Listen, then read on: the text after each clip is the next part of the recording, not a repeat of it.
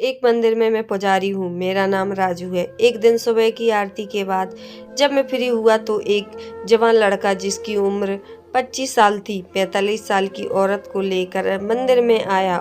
उस समय उस औरत ने चादर ओढ़ रखी थी लेकिन चेहरा नहीं छुपाया था। आरती के बाद सब लोग अपने घर जा रहे थे लेकिन यह लड़का मेरे पास आया और मुझे राम राम बोला। मैंने आने का कारण पूछा। अब उस औरत ने मेरी शादी करा दे। उस लड़की की बात सुनकर मुझे बड़ा अजीब लगा क्योंकि बहुत लड़के से उम्र में काफी बड़ी थी। वह औरत बहुत सुंदर थी। शामिल होने के लिए और कोई आया है क्या? नहीं, हम दोनों अपनी मर्जी से शादी कर रहे हैं। आप सिर्फ मेरी शादी करवा दें। मैंने उसको औरत की तरफ देखा तो वह भी यही कह रही थी लेकिन मुझे उन दोनों पर शक हो रहा था।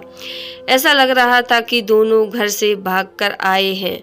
मैंने सोचा अगर मैंने इनकी शादी करवा दी तो और कल कोई पुलिस केस हुआ तो मैं बेकार में पकड़ा जाऊंगा, इसलिए मैंने फेरे करवाने से मना कर दिया। तभी उस लड़के ने जेब में हाथ डाला और 1 लाख रुपया निकाले और मुझे दे दिया।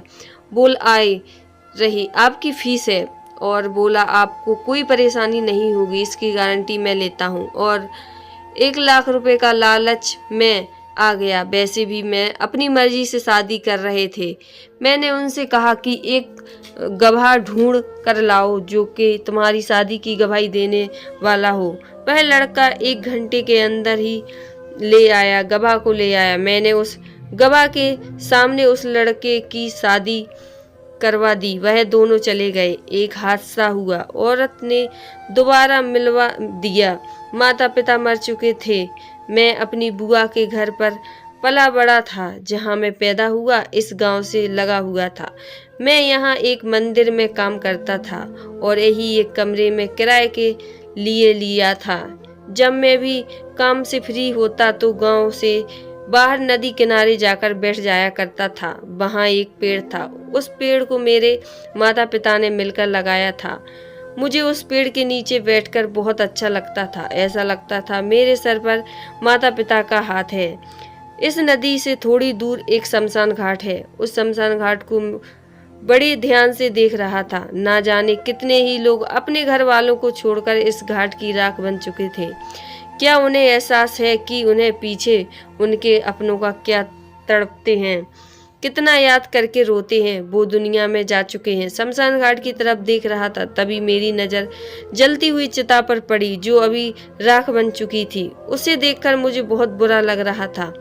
मैं उस चिता के पास पहुंच गया। मैं भगवान से प्रार्थना करने लगा कि इंसान जो भी अपनों को छोड़कर आया है वो इंसान बिना इसके कैसे जीने की आदत डाले। तभी मेरे कानों में किसी के रोने की आवाज़ आने लगी। वह सिसक सिसक कर रो रहा। मैं चौंक गया और जब मैंने पीछे मुड़कर देखा तो मेरी जान ही निकल गई क्योंकि सामने एक औरत बड़ी चादर सी ओढ़े दीवार से टिक कर रो रही थी। उसके शरीर कांप रहा था। मैं उसके पास चला गया। उसे देखकर मेरे दिमाग में पिछली बातें किसी फिल्म की तरह मेरे सामने चलने लगी। होलिया जैसे कुछ दिन पहले वो औरत मंदिर में आई थी शादी करने के लिए।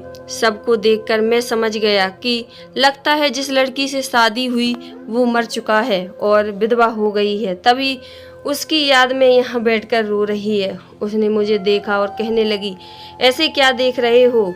मुझे बर्बाद करके तुम्हें चैन नहीं पड़ा। उस दिन मंदिर में खुद कहा था कि मैं अपनी मर्जी से शादी कर रही हूँ, फिर मैंने तुम्हें कैसे बर्बाद किया? सुनकर यह कहने लगी, तूने ही मेरी शादी कराई थी तो मैंने मेरी बर्बादी की कहानी लिखी। इतना बोलकर फिर रोने लगी और जलती हुई चिता को हाथों में से मलने लगी। उसके हाथ जल रहे थे तो मैंने उसके हाथों को पीछे किया और उससे पूछा, क्या तुम्हारा पति मर चुका है?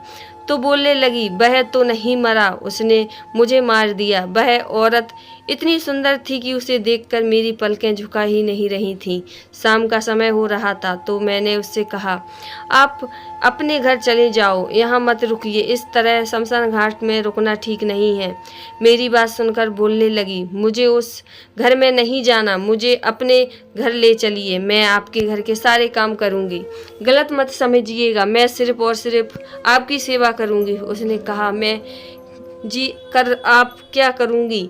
अब वैसे भी मेरा जीने का कोई कारण नहीं है, मुझे बस सिर छिपाने की जगह चाहिए। मैं आपके घर वालों की सेवा करूँगी, बदले में कुछ नहीं चाहिए। मैंने उससे बोला, तो मेरे घर चलो तो सकती हो, लेकिन सेवा का कोई पता नहीं। उसने कहा, ठीक है, बस आज रात के लिए मुझे अपने घर में रख लो, मैं कहीं और चली जाऊँगी।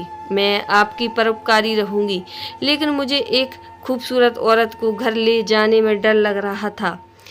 तेरे मेरे से बात की, मैं अपने घर उसे लेकर जाने से मना नहीं कर पा रहा था। उससे बोला, जितना हो सकेगा मैं आपकी मदद करूँगा। उसने बोला, आप सिर्फ इतना करना कि इस बारे में किसी को पता ना चले। और उसने अपने आप को चादर से ढक लिया। वैसे तो नदी किनारे पैदल ही जाया करता था, लेकिन उस औरत की वजह से रिक्शा ली मैंने।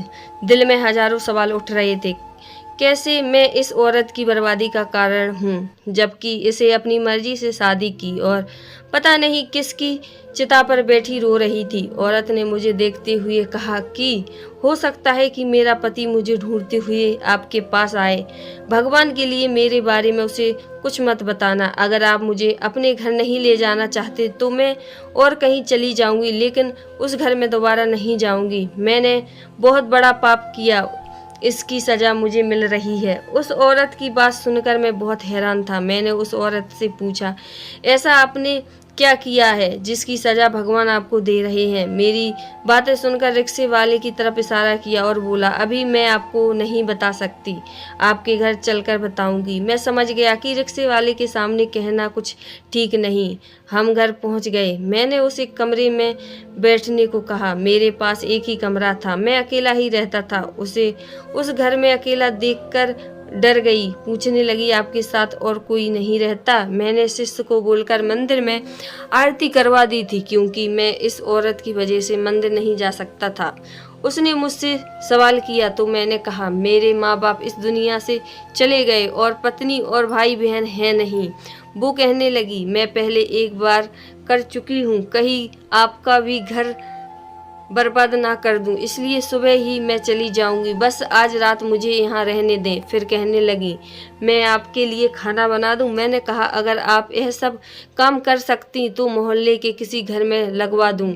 खुश हो गई और कहने लगी, जी ठीक है, मैं कोई भी काम कर लूंगी। उसने कहा, मैं आपके साथ मंदिर में भी साफ सफाई कुछ काम कर लिया करूंगी, जिससे कि भगवान कुछ पाप मेरे कम कर दें।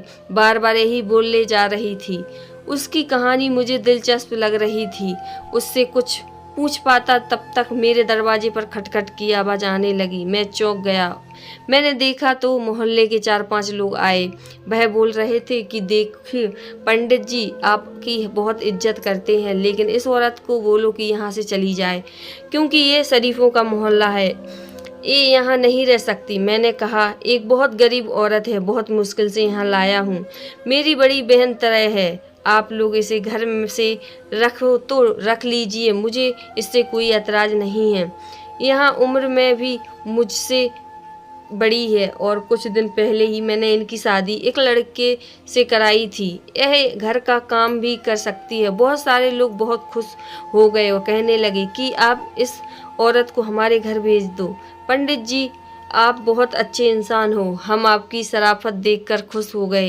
यह बात सुनकर मुझे तो कोई परेशानी समस्या नहीं थी, लेकिन उस आदमी ने सारी बातें बोलकर उस औरत को परेशान कर लिया था। आदमी के साथ नहीं जाना चाहती थी। जब मैंने उस औरत को कहा उन लोगों के साथ जाने को, तो उनके साथ जाने से मना कर दिया। उसी मुझसे कोई गिला शिकवा नहीं किया, लेकिन मुझे समझ आ गया था कि उसे जाना अच्छा क्यों नहीं लग रहा था। मोहल्ले वाले चाहते थे कि मैं उस औरत को अनाथ आश्रम छोड़ाऊं। फिर कुछ दिन बाद मैं औरत को लेकर आश्रम ले जाने के लिए रिक्शा में बैठ गई। हम अनाथ आश्रम की ओर चल पड़े। मैंने कहा, आपको मुझे सारी कहानी बतानी होगी, क्योंकि मैं बहुत परेशान हूँ। आपके साथ क्या हुआ है? औरत कहने लगी, मैं आपसे माफ़ी मांगना चाहती हूँ, मेरी वजह से आपकी बदनामी हुई। आप अपनी जिम्मेदारी पर मुझे अनाथ आश्रम छोड़ रहे हो।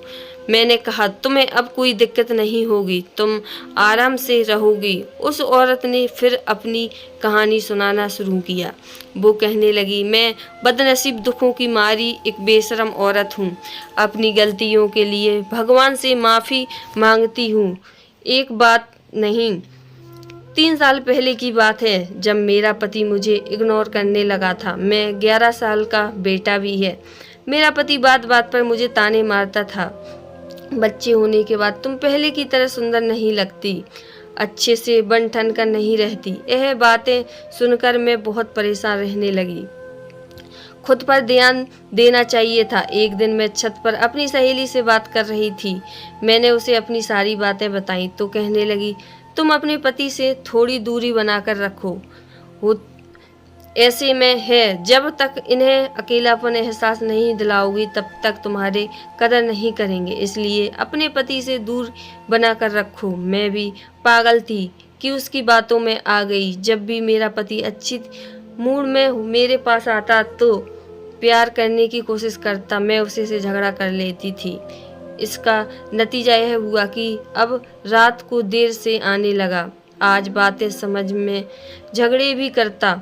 जब मैं उससे कहती कि तुम मेरा बिल्कुल ख्याल नहीं करते तो कुछ नहीं बोलता। इस तरह मैं और भी दुखी हो गई। मुझे अपने पति पर और भी गुस्सा आता था। मुझे नहीं पता था कि मेरे और मेरे पति के झगड़े का फायदा कोई और उठा रहा था।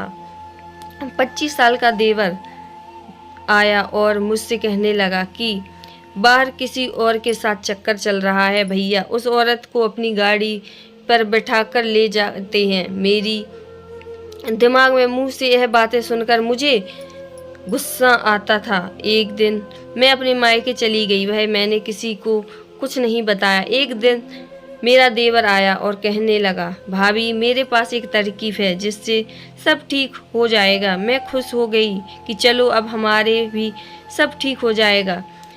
अपने देवर के साथ पति के घर आ गई। मेरे देवर की गंदी नजरें समझ नहीं पाई थी। उसने मुझसे कहा कि आप भैया के सामने मुझसे बातें करो, हंसी मजाक करो, इससे उन्हें जलन महसूस होगी और वह उस औरत को छोड़कर आपके पास आ जाएंगे। मेरे पति के आने का समय हो रहा था।